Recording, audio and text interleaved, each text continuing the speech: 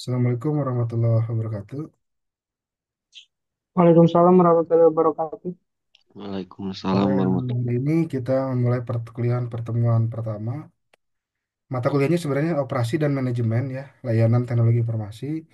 Tapi saya lebih mudah menyampaikannya dengan judul mata kuliah Manajemen and Operation ya, manajemen dan operasi layanan TI. Jadi ada dua sub mata kuliah, ada manajemen layanan TI, ada operasional layanan TI. Di mata kuliah ini tuh secara garis besar terbagi menjadi dua.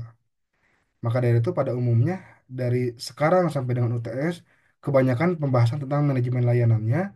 Setelah UTS ke UASnya kita agak sedikit membahas hal teknis tentang operasional layanan TI-nya. Baik di pertemuan pertama ini kita akan melakukan terlebih dahulu kontrak perkuliahan ya. Yang pertama,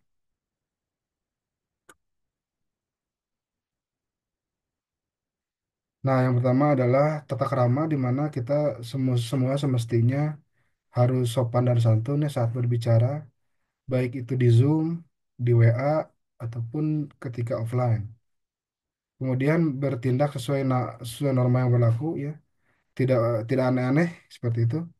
Menyebutkan nama terlebih dahulu ketika berkomunikasi di secara maya. Jadi maksudnya ketika hendak bertanya atau WA, mau sebutkan dulu namanya siapa, nama lengkapnya siapa, baru bertanya supaya nanti saya bisa hafal satu persatu semua mahasiswa yang aktif terutama.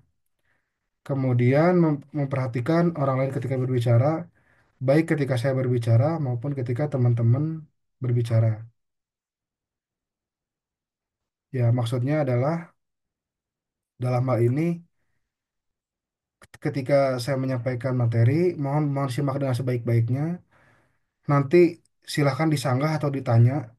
Jadi bertanya tidak mesti menunggu sesi akhir, tapi bisa langsung secara aktif, secara interaktif itu didiskusikan.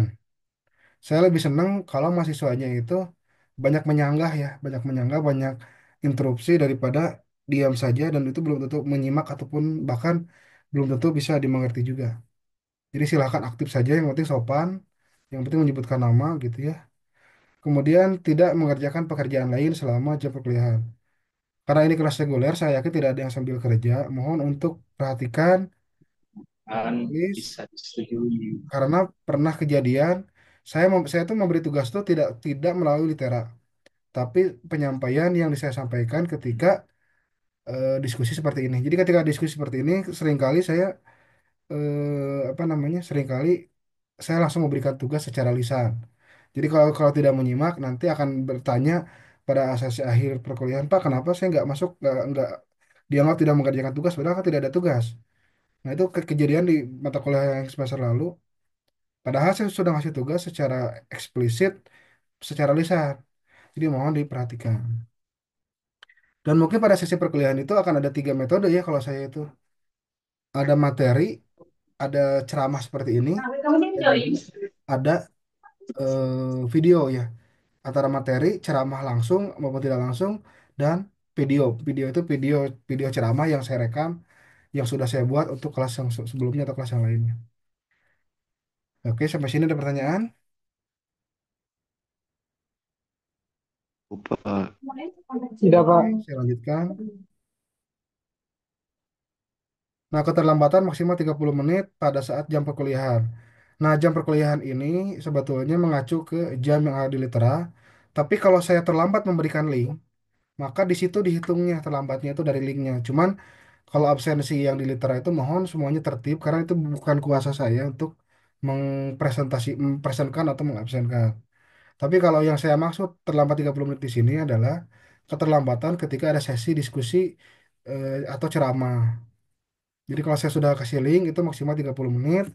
Setelah itu saya akan cut. Ini yang hadir juga 4 orang. Saya yakin mahasiswanya banyak ya, cuma nggak tahu kenapa yang hadir 4 orang. Nah penilaiannya, Pak, ya maaf, yang ambil sekarang emang 4 orang, Pak. serius. Ya, soalnya yang sebelum-sebelumnya udah pada ngambil di semester 4. Oh, Iya, iya, iya, iya. Oke. Jadi ini mata kuliah pilihan ya ini mah ya. Nggak apa wajib, Wajib. cuman Cuma emang udah ada yang ambil duluan ya. udah pada ngambil. Ya, Yang semester 4 tuh, iya memang seingat saya ini semester 4. Biasanya semester 6 itu nggak ada mata kuliah seteori ini gitu biasanya. oh, Oke, saya lanjutkan. lupa. Oh, jadi absensi itu pengaruh ya 10%. Tugas itu 20%. Tugas itu bisa tugas dan kuis, bisa kombinasi keduanya. Bisa juga proyek akhir. Kemudian UTS UAS. Berikutnya adalah, nah, manajemen layanan TI atau ITSM mengacu pada pelaksanaan pengolahan kualitas layanan TI yang memenuhi kebutuhan bisnis. Ya, jadi simpelnya, IT Service Management atau manajemen layanan TI dalam bahasa Indonesia itu istilahnya adalah pelaksanaan dan pengelolaan dalam rangka menjaga kualitas layanan TI untuk memenuhi kebutuhan proses bisnis. Jadi teknologi informasi ini kadang teman-teman itu dipandang dari dua sudut pandang. Ada yang dianggap sebagai suatu layanan, ada yang dianggap sebagai suatu piranti pendukung. Ketika ketika suatu produk IT menjadi suatu layanan, itu biasanya si produk IT-nya tersebut akan dianggap sebagai faktor yang apa? Faktor keberhasilan suatu organisasi ya. Contohnya apa? Kalau di Indonesia itu ada aplikasi yang namanya Litera.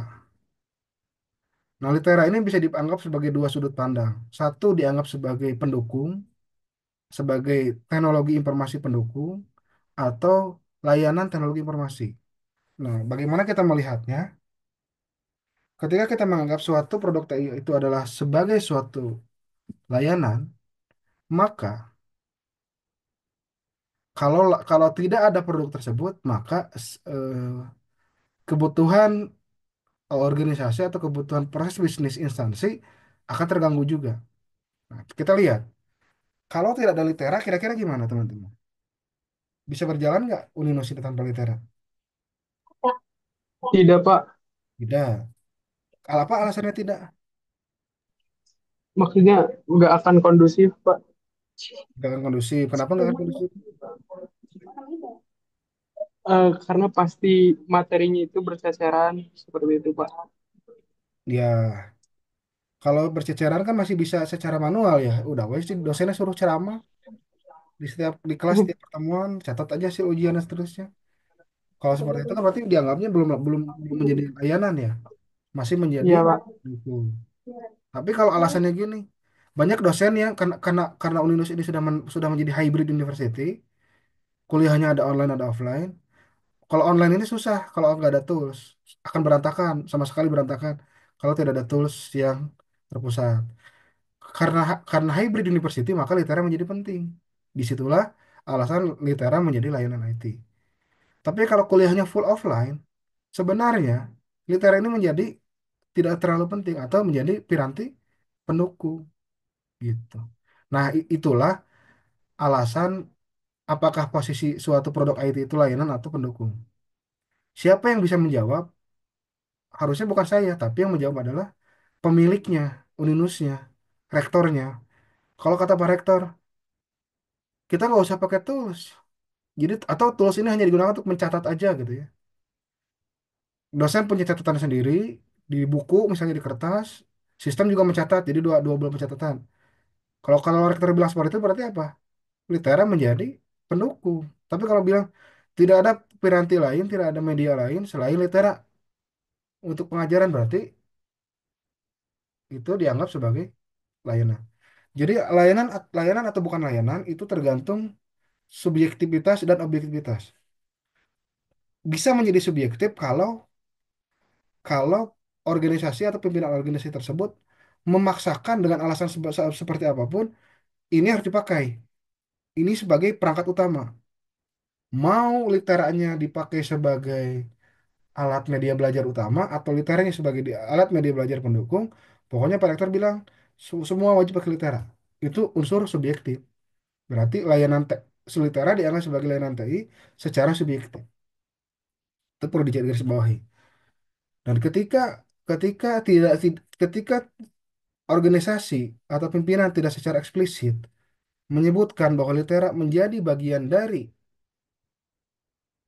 utama dari organisasi atau bagian pendukung organisasi, tapi secara fungsi di lapangan, kalau tidak ada litera akan berhenti sih, kampus ini akan berhenti memberikan layanan misalnya, maka itu dianggap, maka litera dianggap apa?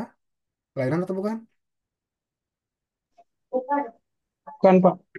Saya ulangi, kalau dengan tidak adanya litera ternyata menghentikan proses bisnisnya Uninus, apakah litera masih dianggap sebagai layanan atau bukan?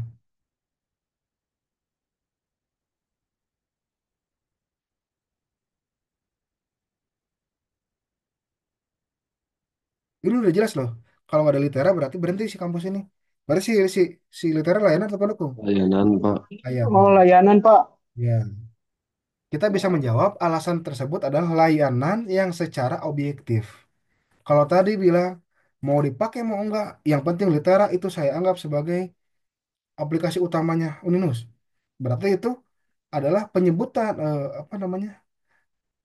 Klaim litera sebagai layanan secara subjektif. Tapi kalau sudah dilihat secara fungsi, itu ternyata penting di lapangan yang memang real seperti itu, maka tanpa di state apapun, tanpa diklaim apapun, bahwa litera dianggap sebagai layanan TI secara objektif.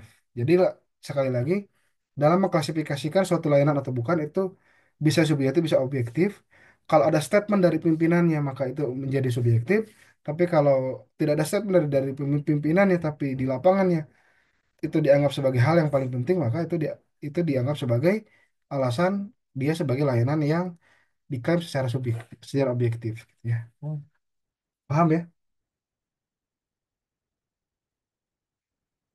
Oke, saya lanjut. Di, Pak. Oke, manajemen layanan TI dilakukan oleh penyedia layanan TI melalui kombinasi antara teknologi manusia, proses, dan informasi. Kita lihat litera. Ini harus kombinasi ya. Litera, apa teknologi litera? Saya mau tanya ke teman-teman. Kita buktikan nih. Litera layak disebut teknologi atau bukan? Litera layak disebut layanan atau bukan? Secara apa namanya? Secara pengertian ya, secara struktur ya. Kalau tadi secara definisi yang atas, kalau sekarang apakah Laitara itu secara struktur dia layanan TI atau bukan? Teknologinya apa? Coba silakan bisa menjawab.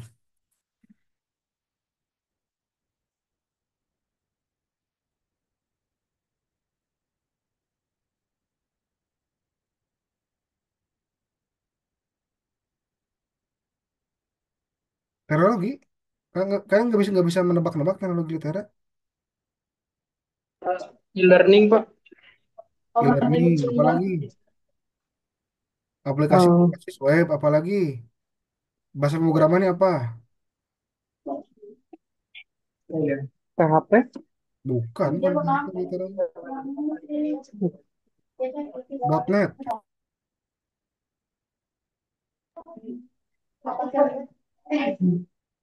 terus apa lagi? Ya, kalau manusianya apa? Manusianya ada dosen, ada mahasiswa, ada bagian akademik ya. Manusia prosesnya apa? Oh, ada proses belajar mengajar, ada proses proses eh, pengambilan KRS, proses ujian. Informasinya apa? Oh, ada informasi perkuliahan, ada informasi pengajaran, ada informasi absensi, dan seterusnya. Berarti ketika keempat unsur ini terpenuhi, dia dianggap secara struktur menjadi layanan TI.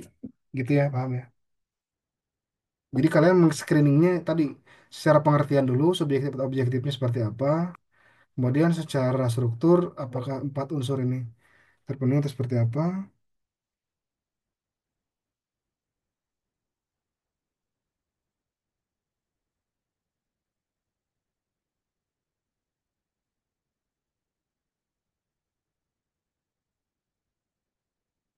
Berikutnya,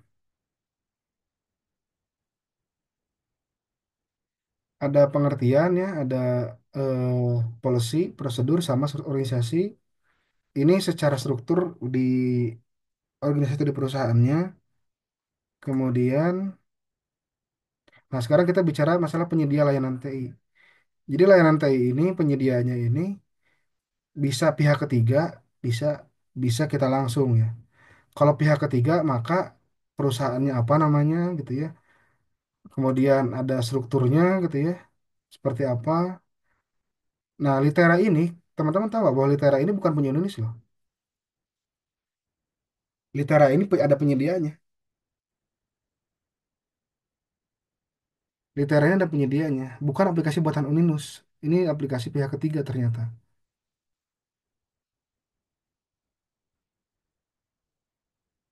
Jadi, nah untuk penyedia sendiri, penyedia layanan TI ini siapa? Vendor, istilahnya itu sebutan lainnya itu adalah vendor ya. Nah, kalau kalau suatu layanan itu dibuat dan dikelola oleh sendiri, maka itu disebut in-house namanya. Tapi kalau kalau suatu produk itu nanti pada saat produk itu ada keterlibatan dari pihak luar, itu disebutnya outsource atau vendor. Nah, jadi kalian harus tahu bahwa layanan itu selalu ada penyediaannya, baik itu dari dalam maupun dari luar. Dari dalam itu in-house, apakah itu di kampus itu ada, tapi gini, kalaupun itu layanan itu dibuat di internal atau in-house, maka harus ada struktur organisasinya. Misal, anggap saja Litera ini yang punyanya Uninus dan dioperasikan oleh Uninus. Maka si Litera ini harus punya siapa pimpinannya, siapa yang bertugas sebagai misalnya wakilnya, gitu ya, siapa yang bagian pembayarannya, bendaharanya, siapa yang bagian bayar sewa, siapa yang bagian instalasi servernya, misalnya, dan seterusnya, dan seterusnya, dan seterusnya. Nah, struktur organisasi itu harus ada, baik itu secara struktur organisasinya secara permanen maupun ad hoc. Permanen itu apa? Biasanya kalau di perusahaan besar, itu ada satu divisi, misalnya divisi IT. Nah, divisi IT inilah yang membawahi semua layanan-layanan yang berjalan yang dikelola sendiri misalnya. Jadi semua aplikasi yang ada di perusahaan itu yang berjalan semua layanan itu dikelola satu divisi itu. Maka itu itu dibuat divisi khusus secara permanen. Tapi ada juga yang dibuat secara ad hoc atau secara sementara. Contohnya gini, saya sebagai dosen teknik informatika, Bu Siti sebagai dosen teknik informatika misalnya, kemudian Pak Denny misalnya dosen dari manajemen, kita bertiga dilibatkan diberikan surat tugas untuk mengelola layanan TI Litera misalnya. Saya sebagai pimpinannya, sebagai direktur layanan misalnya dibuatlah SK suatu surat tugas. Pak Iqmal ditugaskan untuk mengelola Litera dari tanggal sekian sampai tanggal sekian. Bu Siti ditugaskan mengelola Litera sebagai bagian dari apa. Kemudian misalnya Pak Denny sebagai bagian dari apa. Itu adalah struktur organisasi secara ad hoc. Jadi bisa dalam dalam unsur manajemennya organisasi itu harus ada, baik itu dibuat satu divisi atau satu suborganisasi secara permanen, seperti tadi contohnya ada divisi-divisinya, atau juga dibuat secara ad hoc. Tapi yang jelas sama setiap layanan ini, ketika kita jadi penyedia layanan, kita harus membuat struktur-struktur tersebut. Jadi dalam dalam struktur layanan TI itu tidak bisa aplikasi berdiri sendiri, berjalan sendiri, nggak bisa. Tetap harus ada yang memanage. Nah, orang yang memanage itu siapa namanya? Penyedia layanan atau service provider. Service provider punya perangkat organisasi di bawahnya, di dalamnya. Apakah itu secara struktur khusus, ada divisi-divisinya, atau secara ad hoc. Orang yang kerjaannya sehari-harinya apa, tapi ditugaskan, diberi tugas tambahan misalnya untuk mengelola layanan. Di sini ada pertanyaan.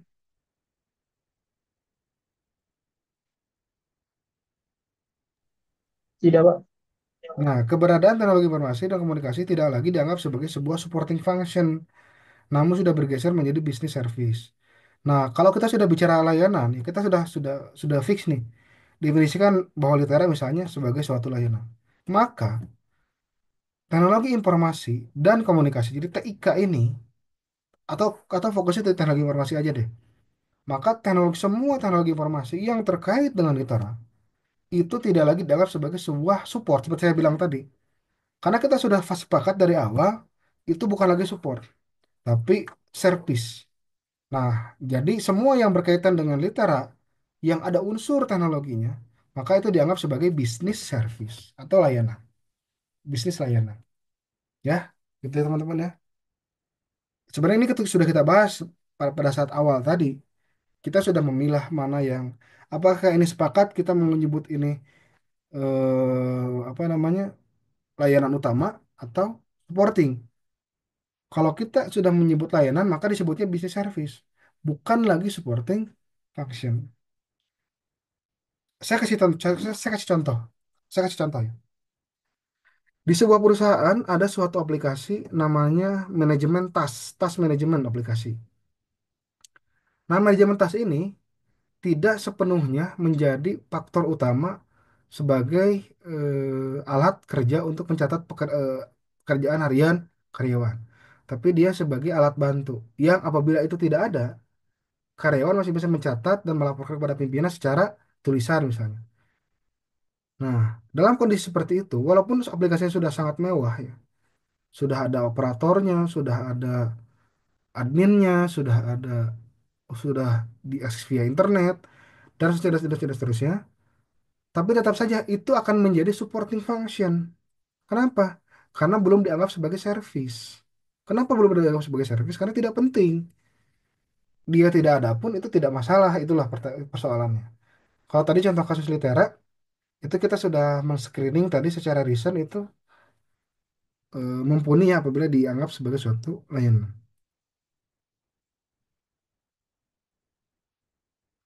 Nah, kita kembali lagi. Nah, ketika kita bicara masalah layanan, kita udah nggak bisa lagi bicara toh satu aplikasi, teman-teman. Kita tidak hanya lagi bicara toh Litera. Ya, kita tidak boleh sempit melihat suatu aplikasi, satu layanan itu hanya satu aplikasi tersendiri. Tidak. Tapi kalau kita sudah bicara layanan, maka kita harus bicara kebutuhan organisasi. Bisa jadi dalam menjalankan Litera, ternyata ada teknologi-teknologi lain atau fungsi-fungsi lain di organisasi yang dilibatkan ke dalam Litera atau berhubungan atau berkaitan dengan Litera. Jadi kita harus berbicara masalah kebutuhan organisasi. Untuk memastikan dipenuhinya minimum tiga kebutuhan organisasi di perusahaan terkait satu ya. Yang pertama, memastikan bahwa seluruh entitas, baik individu, unit ya di dalam perusahaan memperoleh data dan informasi sebagaimana diperlukan. Kaitannya dengan litera, yang di unit ya ataupun entitas yang terkait dengan akademik ini harusnya dilibatkan dan mendapatkan informasi. Sebagai contoh, litera, unitnya siapa? Akademik, siapa lagi? Fakultas A, Fakultas B, Fakultas C, Fakultas D, dan seterusnya. Datanya, informasinya apa? Informasi akademik, informasi perkuliahan, informasi absensi, dan seterusnya. Itu harus mengalir sesuai peruntukannya. Individu ataupun unit harus menerima informasi sesuai dengan peruntukannya. Kebutuhan organisasi. Tersedianya seluruh informasi sebagai bagian tak terpisahkan dari rangkaian proses atau pelayanan produk atau jasa. Jadi, proses penyaluran atau penyediaan informasi itu harus menjadi bagian dari real bisnisnya kampus. Kampus bisnisnya apa? Coba saya mau tanya, kampus bisnisnya apa?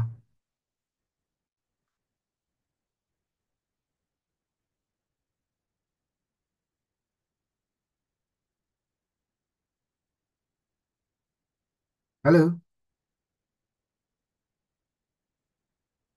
halo. UKT bukan, Pak. Ya, UKT. UKT itu kan sumber uangnya. UKT itu untuk apa? UKT dibayarkan untuk apa? Itu Membayar pendidikan, Pak. Nah, ya, bisnis utamanya kan pendidikan, berarti mengajar kan gitu. Iya, iya, Bukan apa namanya? Bukan jualan buku, bukan kan? Tapi mengajar kan? iya, Pak. ya Maka Pak. kita harus memastikan bahwa Litera ini menjadi core bisnisnya.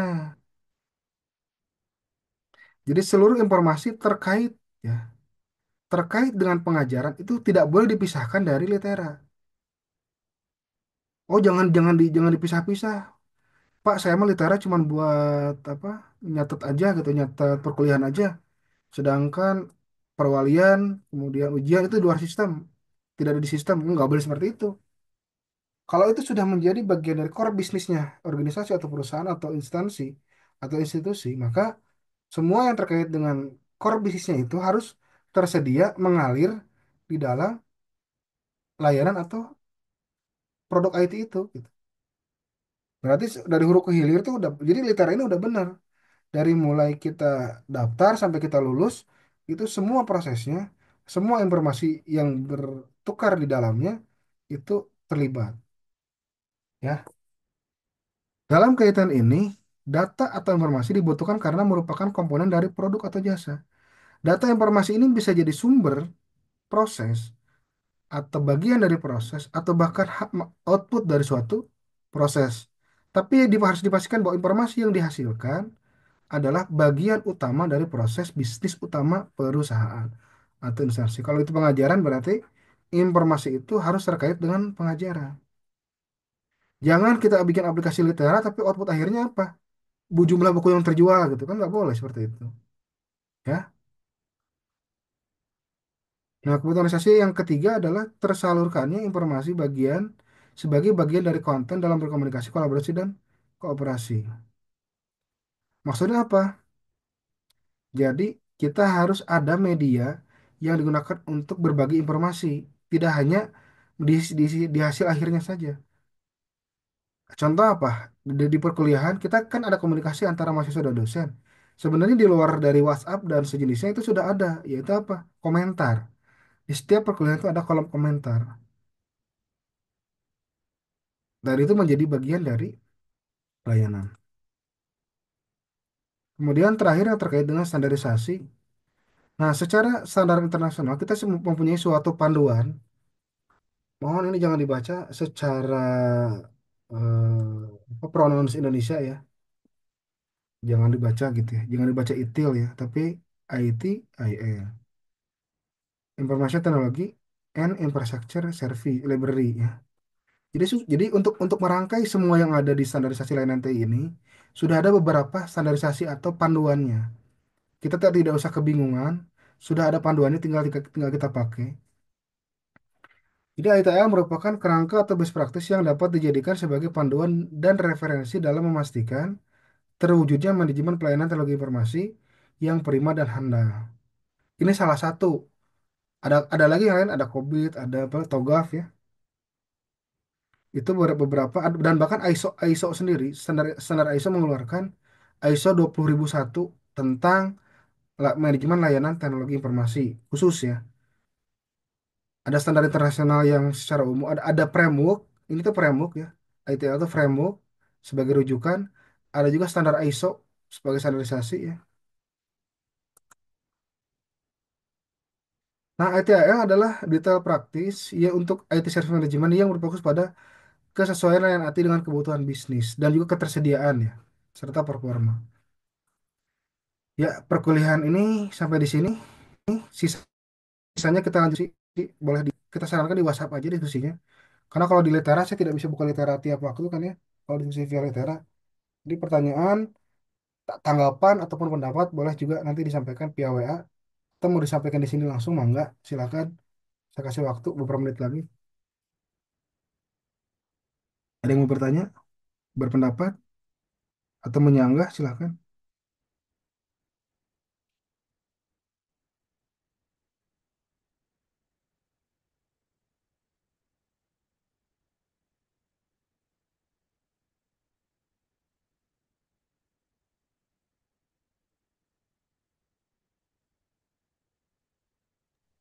Cukup sepertinya, Pak.